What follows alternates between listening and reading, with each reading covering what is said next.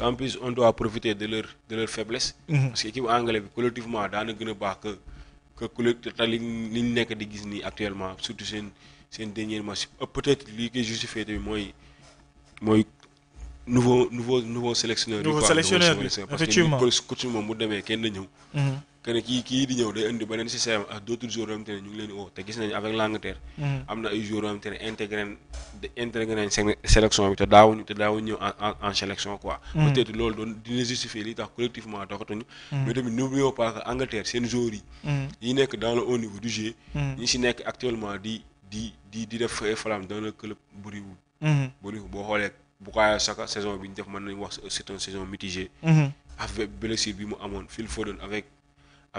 avec Manchester City ça va plus. Grealish moo daan joué foofu noonu sélection bi woowuñu ko sax. boo xoolee seen joueurs yi daan performer en sélection en équipe nationale ñëwatuñu. te en plus am nañ ay blessures yoo xamante ne ñëwuñu ku si mel ni Stones. ñooñu noonu collectivement dafa am lu ñu doon posé si équipe te gis nañ ni équipe bii nii. mën nañu wax ce sont ay nouveau rek ñoo fa nekk parce que ñoo xamante ne ñëw nañ. te li ñu leen daan gis sélection avec d'autres sélectionneurs yi. bëriwul kon mën nañ si faiblesse collective boobu noonu Sénégalais yi war nañ ci mën a profiter. teel a tuer match bi quoi dès le début du match quoi. oui absent pour man loolu c'est un surplus rek pour ñun suñu coach mu xam na lay entamer match bi parce que ñoom ñu ngi wane seen i faiblesse. surtout ngay jouer avec des équipes comme Andorre. sur le plan collectif ça marche pas. lii dox bëriwul te loolu coach bi loolu ay jàngal la rek pour mu mieux entamer match bi quoi. pour mu mieux entamer match contre équipe yi xamante ni mooy Angleterre sànq sa biir wax nga ne offensivement dañ war a profiter ci boulevard yi ñuy joxe. ndax souvent dañuy teg benn paire défensif boo xamante ni bon am nañ ay latéral yu offensif en plus seen ay gabarit paire centrale yi dañuy dis lool donc li ma am envie laaj la mooy sur le plan offensif keroog gisoon neen benn trio muy Abdallah Sima Abdou Boulaye Dia ak ki xamante ne nii mooy kii kan moo complété woon beneen poste bi sur le côté Abdallah Sima Boulaye Dia ak kan la ñu tegoon ci côté bi je pense que voilà milieu de terrain bi kii la woon Mamadou Lamine Camara Habib Diarra ak Crépin Diatta. am na ku manqué sama xel fàttu na xëy na gars yi ngeen fàttali ma ko en commentaire donc trio bi ñu teg trio offensif bi ce qui est sûr et certain du voilà en attaque beneen côté bi en attaque kan laa fàtte waaw Jakobs Diallo Abdoulaye Seck Mendy milieu terrain ñu am Mamadou Lamine Camara Habib Diarra Krépin Diatta Iliman Ndiaye laa fàtte woon donc ce qui est sûr et certain mooy trio offensif boobu noonu du trio offensif titulaire u équipe nationale du Sénégal alors que contre Angleterre da nga ne dañ ko war a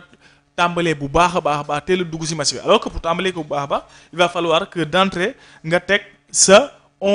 meilleur 11 type possible sur le plan offensif ban trio nga xalaat ne war neen mën a débuter match bi contre Angleterre. waaw sur le plan offensif loolu jarul sax ñu si poser des questions.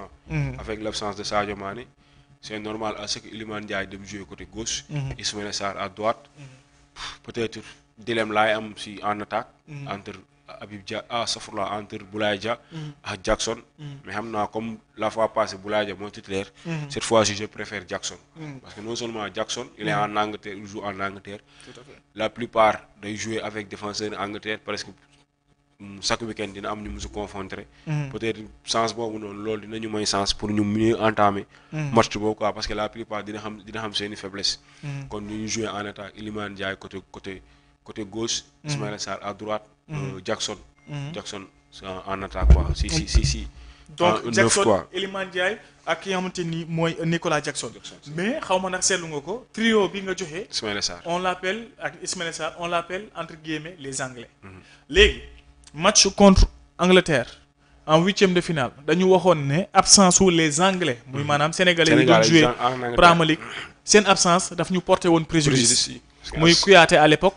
Gana Gueye Sadio Mané donc tey jii nii trio offensif bi nga ni nii ce sont des Anglais tey jii nii lan moo tax yow nga miser sur ñooñu d'autant plus que gis nañ ne également en attaque am nañ ci benn élément de réponse Nicolas Jackson également face au gros gabarit mais Nicolas Jackson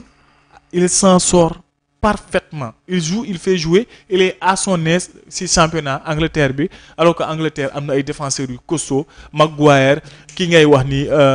Marc Gueye. waaw Marc Gueye ak ki nga xamante ni mooy Dan Burn. C'est des adversaires yoo xamante ni ça réussit plutôt à Nicolas Jackson. Lan moo tax nga indi trio boo xamante ni c'est des Anglais. Oui, c'est normal à ce que mu indi un trio boo xamante ne ñu ngi évoluer en Angleterre parce que match bi non seulement coach Angleterre mu ngi koy xaar zone Angleterre mu ngi koy xaar mais tamit public anglais ñu ngi koy xaar parce que non seulement match bi si je me trompe pas c'est en guichet fermé. mën nañu wax ne ferveur bi di am en première ligue. tous les week-ends mooy am si match bii nii. parce que gis nañ ne Angleterre tous les week-ends match yi day métti quoi day rythmé à chaque fois dañuy gis ne équipe yi bu ñuy jouer day am rythme quoi. te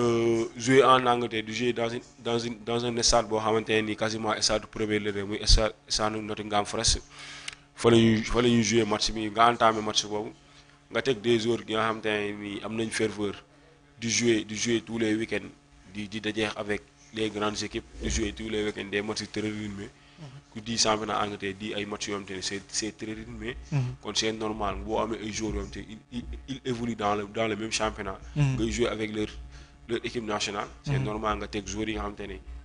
ñu ngi jouer foofu en sélection surtout sont des joueurs yoo xamante ne ils sont performants. dans leur club Ismaïla Sarr. c'est l'un des meilleurs joueurs de Crystal Palace et Tennessee. Iliman Ndiaye la même chose. Nicolas Jackson bien avant sa blessure. il faisait partie des meilleurs joueurs de Chelsea. en plus ñu ngi évoluer ci championnat am nañ habitude de jouer tous les week-ends en Angleterre c'est normal booy jouer Angleterre nga titulariser ñoom non seulement dinañ teel a nekk au top. mais tamit en temps match bi dinañ teel a dugg si match par rapport ak ngay teg benn joueur boo xam te ne nii rythme championnat yi bokkul te ku di rythme championnat Angleterre wala Espagne ou bien c'est pas la même chose te match bi dañuy xaar un match beaucoup box waaw match bu rythme quoi. dañuy xaar un match rythmé un match box léegi Elimane tey jii nii équipe bu Angleterre. mu nekk benn équipe boo xamante nii comme ni ñu ko waxee léegi nii dafa am benn coach bu bees dañu am également des lacunes collectives comme ni ñu koy faral di waxee ñu gis une équipe sénégalaise boo xamante nii même si tourné na effectif am contre équipe yi xamante nii mooy Irlande ñu teg mën naa wax ne une équipe B une équipe bis en premier mi-temps même si ñu bëri décrier ni premier mi-temps bi mais boo xoolee dans l'ensemble tey jii nii quand même vraiment y a quelque chose de positif à retenir parce que gis neen ne si yeneen match amicaux yi par exemple am na ay équipes yoo xam te ne suivre neen leen par exemple Côte d'Ivoire teg une équipe bis mais Nouvelle-Zélande jaar ci kawam avec la manière alors que même Nouvelle-Zélande boobu noonu sax tegul équipe A am donc nga gis vraiment qualité bi nga xamante ne ni moom la équipe nationale du Sénégal am lii ci ëpp importance rek mooy li ñuy jooytu fii nii à chaque fois ci émission bi. muy le choix de la sélection boo leen di xoolee ñun suñu émission stade loolu laay faral di wax ñun dañuy porter la voix de pas mal de Sénégalais yi nga xamante ni ñu ngi décrier le choix des sélections des joueurs sélectionnés parce que sànq Elimane mu ngi koy wax boo leen xoolee en début d'émission par rapport ak choix au milieu défenseurs yi Abdou Diallo et il est en forme il mérite sa sélection xëy na am na ñoo xam te ñu ngi wax ñu ngi miser sur le fait que mu nekk un joueur très très expérimenté am expérience xëy na moo garantir place am en équipe nationale du Sénégal est-ce que loolu raison bu valable la point d'interrogation est-ce que Pape Thiaw warul miser sur li ñuy wax l'indice de performance pour sélectionner joueur point d'interrogation parce que gis nañ ne comme c'est des matchs amicaux normalement waroon nañ mën a tester yeneen défenseurs yoo xam te ñu ngi leen di gis en Ligue 1 en Premier League en Bundesliga ñuy wane seen bopp Sadibou Sané wax nañ ko léegi nii Arouna Sanganté nga xamante ni yàgg nañ kaa sélectionné en équipe nationale du Sénégal mosuñu ko teg bët Abdoulaye Niakhate Ndiaye il a joué 33 matchs su ma juumul toute compétition confondue ci saison bi nii ak équipe bi nga xamante nii mooy Brest est-ce que Abdoulaye Niakhate Ndiaye également mérité wul woon sa place en sélection Elimane ma am envie tey balaa ñuy terminer poser la une question boo xamante ni pas mal de consultants sénégalais également posé wu neen ko muy le retour encore une fois de ki nga xamante ni mooy Sabaly attention tey jii nii doon leen wax absence su El Hadj Malick Diouf ak ki nga xamante ni mooy Ismaël Jakobs si dernier rendez-vous équipe nationale Sénégal en éliminatoire mais seen retour bi surtout Jakobs Elimane gisuñu un très grand Jakobs duñ ko juger benn match kese la attendons de voir yeneen kii xëy na li mu jóge si blessure joué na si bu baax a baax mais en termes de prestation quand même boo xoolee contre Irlande ay occasion yu bëri si côté Ismail Jacobs la doon jaar est-ce que tey jii nii am nañ ay garanties sur le côté gauche point d'interrogation en défense latéral droit également côté Antoine Mendy défensivement gis nañ ne c'est un très bon défenseur mais offensivement amoon na quand même ay quelques manquements ay quelques pénuries offensives léegi nag sama xel moo tax mu dem ci débat wu le retour de Youssouf Sabaly ndax gis neen élément Youssouf Sabaly en Europe seetaan neen que en Ligue Conférence seetaan neen que en championnat d'Espagne il fait partie des rares défenseurs yi nga xamante ni dañuy def comme Nuno Mendes réussir ay face à face am contre Lamine Yamal contre Vinicius est-ce que retouru Sabaly également warul nekk benn genre demande nationale pour vivement Youssouf Sabaly retourner en équipe nationale ndax gis nañ ne constance bi mu am en si poste boobu noonu poste latéral gauche comme latéral droite ak stabilité bi mu koy indi amul benn joueur bu koy indi actuellement en équipe nationale du Sénégal mais Elimane tey jii nii lan la ñuy xaar si Pape Thiaw contre Angleterre ndax xëy na dafa rectifier le tir contre Irlande def na premier mi-temps benn 11 boo xamante ne nii lu bëri laa meneen ko comme Lamine ni mu ko waxee tourné waat na équipe bi bu baax a baax ci premier mi-temps mais ñu gis également wax nga ko léegi mu apporter ay changements yu cohérents lan la ñuy xaar ci Pape Thiaw ci match bi contre Angleterre ak pour terminer lan mooy sa pronostic ci match bi. waaw pourquoi Pape Thiaw di ma wax ne li ko Sénégal di xaar mooy mu libérer équipe bi ñu jouer parce que ñu joue avec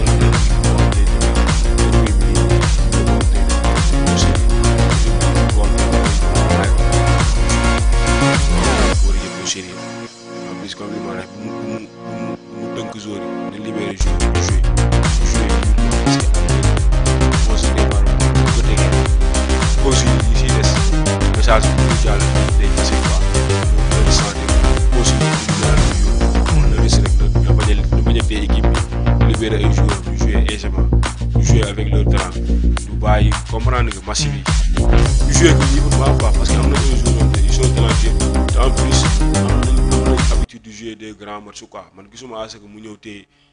équipe bi bañ ko jouer loo quoi loolu bàyyi boo ñu jouer avec leur talent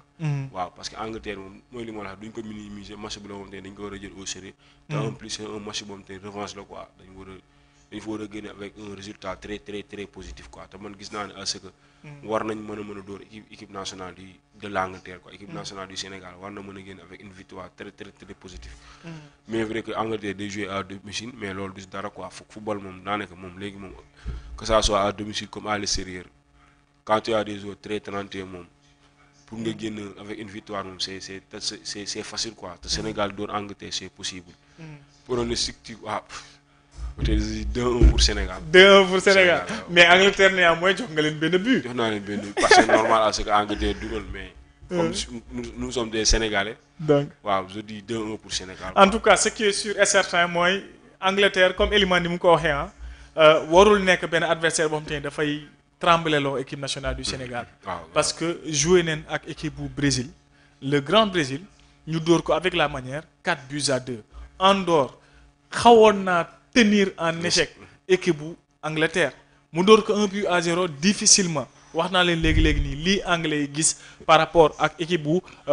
Angleterre sur le plan collectif équipe bu Irlande Elimane le consultant toogoon na fi ne leen attention bàyyi leen xel équipe bu Irlande ndax équipe bu Irlande bii nii tenir na fi en échec def un très grand match contre suñu adversaire suba bi muy Angleterre alors que Irlande sax dafa mujjee am carton rouge est-ce que bu woon carton rouge boobu noonu Irlande c'est Angleterre dina dóor Irlande donc alors que équipe Irlande boobu noonu équipe bis leen ko tegal te alors que resserré neen au score def ak moom 1 ce qui veut dire que li mu bëgg a wax mooy li ñu bëgg a wax ñun ñëpp mooy pas de complexe il faut jouer d'une manière aisée il faut tenter ses sens ndax Angleterre également xam na ne équipe bu Sénégal équipe bu bëri talent la ndax xam ne joueurs yi fay jouer que ce soit Pape Matar Sarr dommage que mu blessé que ce soit Idrissa Gana Gueye que ce soit Ismaïla Sarr que ce soit Nicolas Jackson que ce soit surtout le maestro Iliman Ndiaye c'est des joueurs yoo xam te ils font feu et flamme dans le championnat anglais donc espérons que sunu équipe nationale dina si génn avec un résultat positif. Espérons que résultat bi le consultant Elimane di wax boobu ba léegi nii dinañu fekk si muy une victoire et espérons que dinañ jël enfin sunu revanche sans Sadio Mané sans Pape Matar Sarr si équipe bi xamante ni mooy équipe bu Angleterre. Donc pour boucler si le thème Sénégal Angleterre maa ngi leen di jox dig daje man personnellement demain à 1 heure de temps avant match bi on va faire un plateau avant match Sénégal contre Angleterre te match bi également dinañ leen ci assister en direct bu paree dinañ tijji benn genre waxtaan bu ndaw ñun ak yéen ngeen wax ñu seen xalaat en direct c'est match Sénégal contre Angleterre bi nga xamante ne nii mu ngi am suba pour rappel à partir de 19h mu compter pour un 18h45 donc à partir de 17h45 gars yi bu leen ko kal feneen kal leen ko sur M4 TV nee naa leen les grands événements yi fii nii la on va vous proposer l'avant-match le direct l'après-match ñu waxtaan ñun ak yéen ndax fii la ñuy waxtaanee sur M4 TV si match Sénégal contre équipe bi xamante ni mooy Angleterre gars yi noté leen que bu leen raté rendez-vous demain à partir de 17h45 sur M4 TV. Elimane ñu boucler 5 minutes wax si actualité bi bu ndaw mënu see ñàkk Portugal contre Espagne Final Four Portugal dóor Espagne match bu neexoon mais mu am benn coow bu lëmbee